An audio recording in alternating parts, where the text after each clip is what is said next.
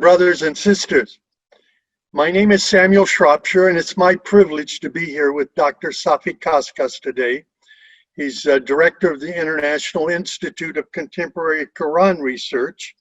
I worked with Dr. Safi on this interpretation of the Quran that was completed about 5 years ago. It's an excellent contemporary American English interpretation of the Quran with over 3,000 footnotes to the Bible. I did many of the footnotes. I also asked many questions reading the Quran, and it was this book that brought me to faith. I'm here with Dr. Safi today to ask him a few questions. Dr. Safi, you completed this Quran translation about 5 years ago. Yes. Why do you want to go back to it? Well, did you discover that there's something wrong with it? No, not at all. In fact, the Quran translation never had any negative reviews from anyone. In fact, it was certified by 3 Islamic universities in Khartoum who were invited to critique it. And based on that certification, it was chosen to be distributed in Africa by the African House for the Printing of the Glorious Quran. But a conscientious Quran translator's work is never-ending task.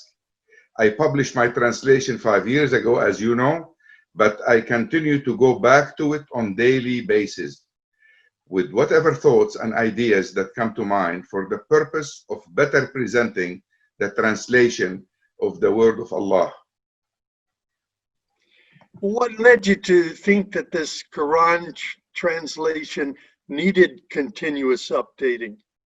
I know I've read Yusuf Ali's translation many times. Why do you think yours needs to be updated? Well, I observe that sciences, including human sciences, are moving forward. New discoveries are made every day. It is my assumption that our understanding of the Quran should always be based on the state of the art in human knowledge. Not doing that will be like cheating those who are reading the translation and not being fair and equitable to what Allah is trying to tell us. The Quran, after all, has a fixed text, but the meaning is very dynamic for the educated leader. This is the main reason that led me to decide that the task of always presenting a contemporary understanding of the Quran is vital if we are to truly serve Islam and Muslims. So how do you intend to proceed? Always presenting the readers with a more updated contemporary understanding. How do you expect to proceed with this project?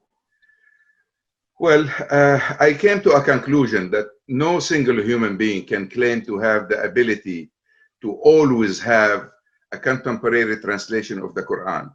You know, the Quran is a book of life. It talks about all sciences, and a human being's ability is limited to certain knowledge that he was able to acquire during his lifetime.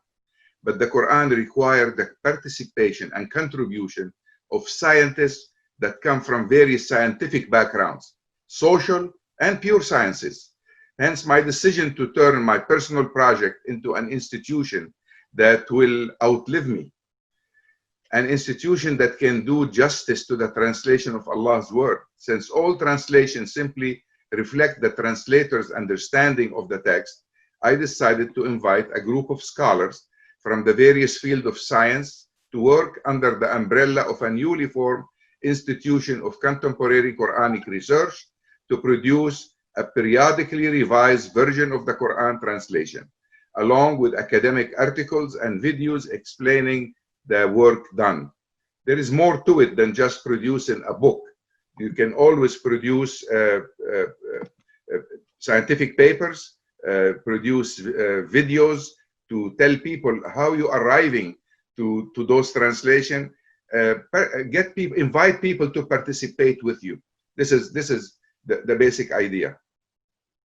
So this institute that you've developed, this International Institute of contemporary Quran research will have a website, it will be online, and people will be able to contribute to your Quran project through that website? Well, actually, it will have more than a website. It'll have a portal. We see, I'm talking about getting scientists from around the world, Muslim scientists from around the world, to read in the Quran and observing what they're doing in their labs and coming back and seeing how that can explain what Allah is saying in the Quran. So the portal will enable scientists, Muslim scientists committed to this project from around the world to come in and go on real time and work together, you know, to update, to make the Quran contemporary all the time. And for this, we need a strict protocol that will allow certain people that are authorized to come in and do some changes, and others who are not authorized to simply leave their comments there.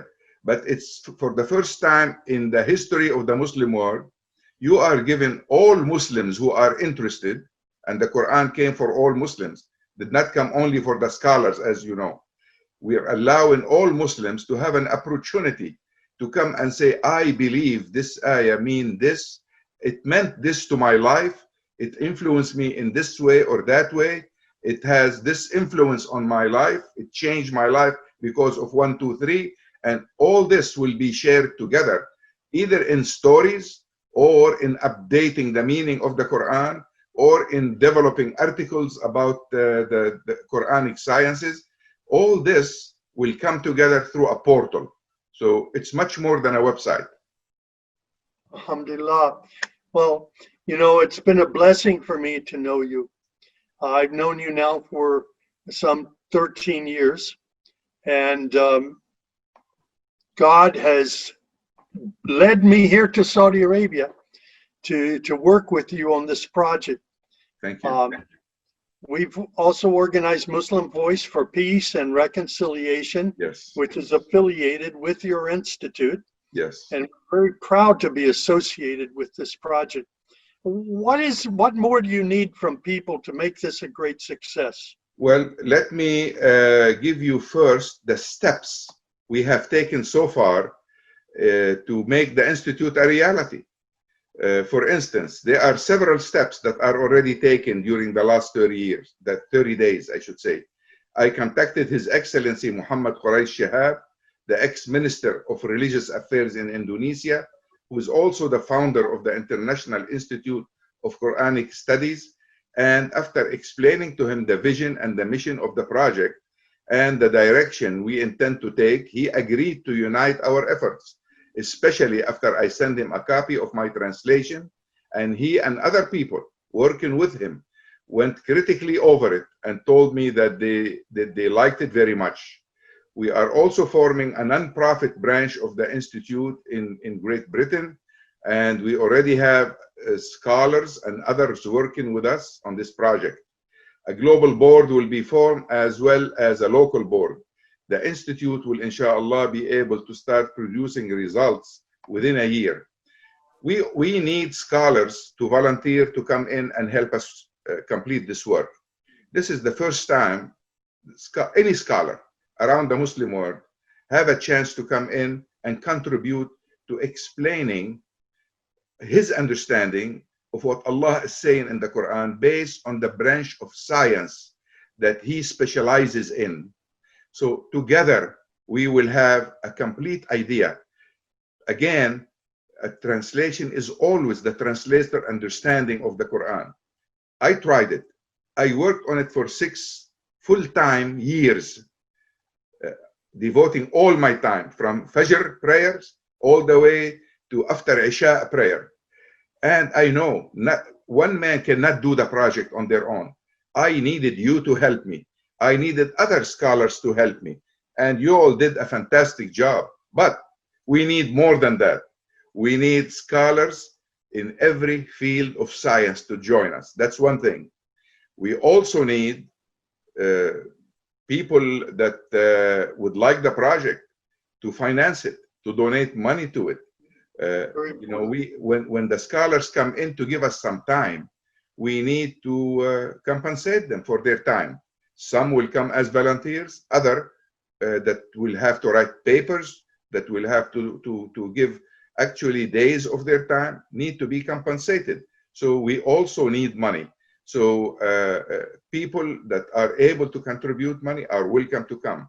People that are able to contribute time, they are welcome to come. We also need people that will help us with secretarial work, people that will help us with IT knowledge, people that will help us set the whole setting together and make sure that it is connected worldwide.